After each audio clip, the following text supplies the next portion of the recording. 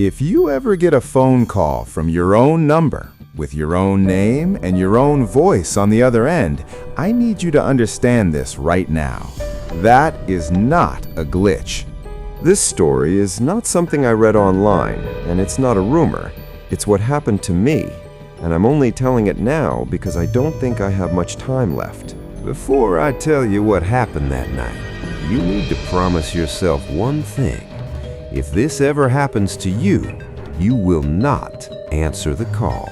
I didn't know that rule on the night everything went wrong, and that single mistake changed the way I look at reality forever. It was a quiet Tuesday night in late October, the kind of night where the silence feels wrong, like the world is holding its breath. I was alone in my apartment, scrolling through my phone, when a sudden feeling hit me that I wasn't actually alone. At exactly 11:47 p.m., my phone rang, and the moment I looked at the screen, my stomach dropped. The caller ID showed my full name, my photo, and my exact phone number, as if I was calling myself from somewhere I couldn't see. For a second, I laughed nervously, trying to convince myself it was just a glitch. But then I noticed the call timer was already running. That's when I realized whoever was on the other end had already been listening to me, long before the phone ever rang.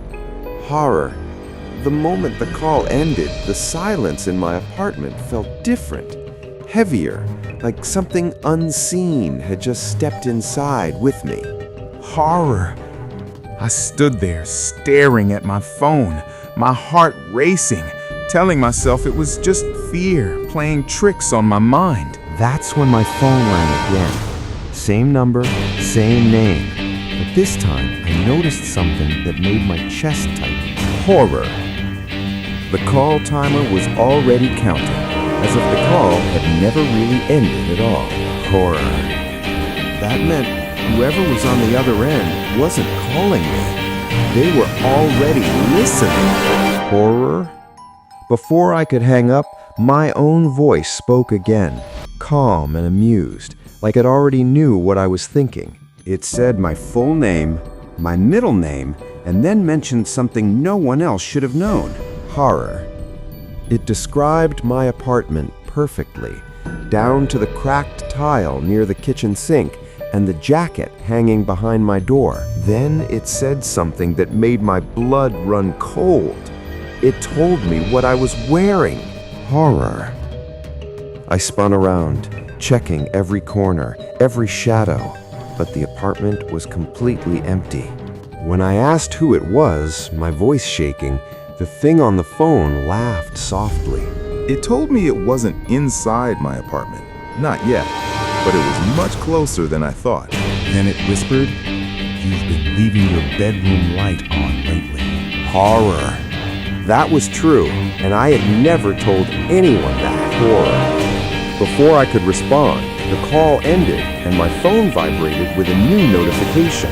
It was a text message from my own number that read, "Don't bother hiding." That's when I realized something far worse than being watched. Whatever this was, it was learning me. And the longer I stayed on the phone with it, the more it sounded like it was becoming me. I didn't sleep that night because every time I closed my eyes, I felt like the silence in my apartment was listening back to me. Horror. The walls didn't feel empty anymore. They felt aware, like something had learned the shape of my life and was now waiting for the right moment to step closer. At exactly 3:09 a.m., my phone vibrated again, even though I had put it face down on the nightstand. There was no call this time, just a notification that made my heart sink before I even opened it. It said I had new audio recordings saved on my phone. Horror. I sat up slowly, trying to remember the last time I had recorded anything, but my memory came back completely empty. Horror. The recordings were labeled with dates, and the oldest one was from 3 days earlier, on a night I remembered perfectly. Horror. With shaking fingers, I pressed play on the first recording, already knowing deep down that I wasn't going to like what I heard. Horror. At first, there was only static, followed by the sound of slow breathing.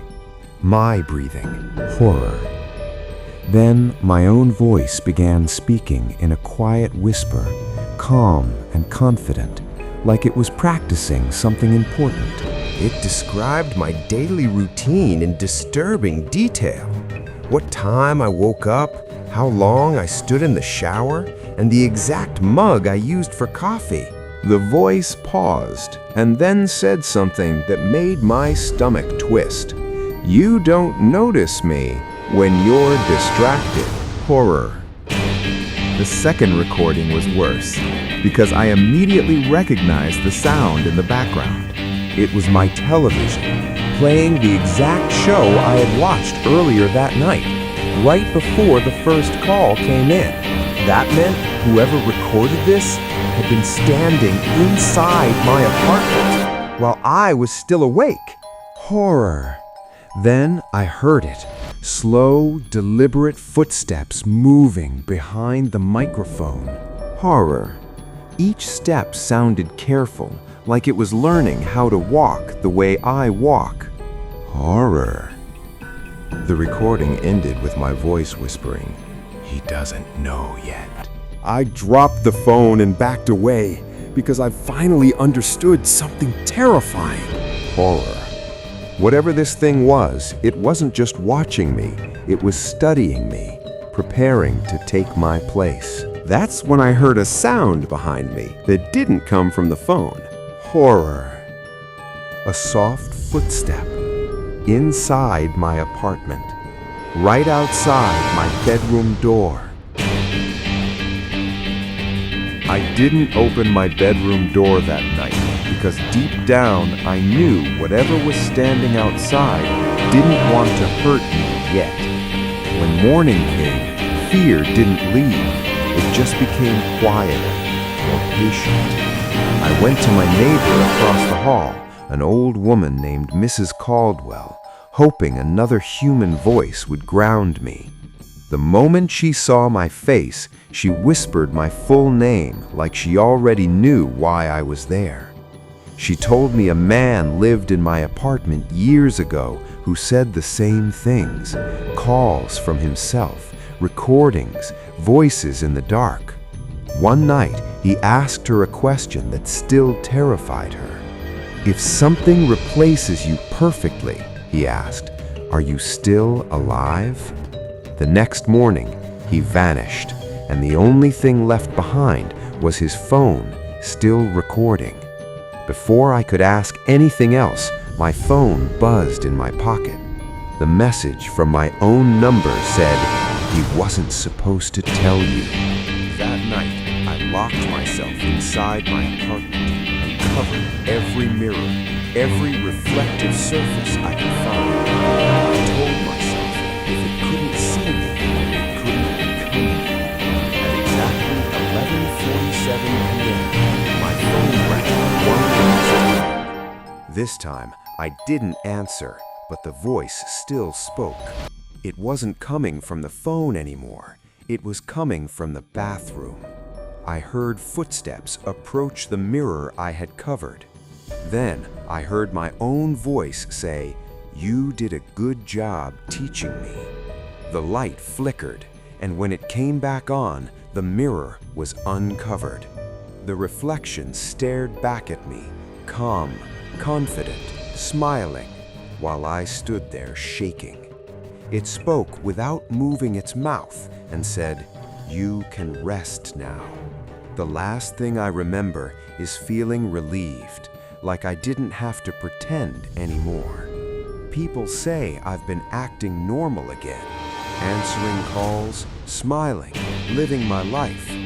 But sometimes, late at night, I hear a faint voice trapped deep inside my head. It sounds like me, begging not to be forgotten. If you ever get a call from your own number, trust me, it already knows your voice.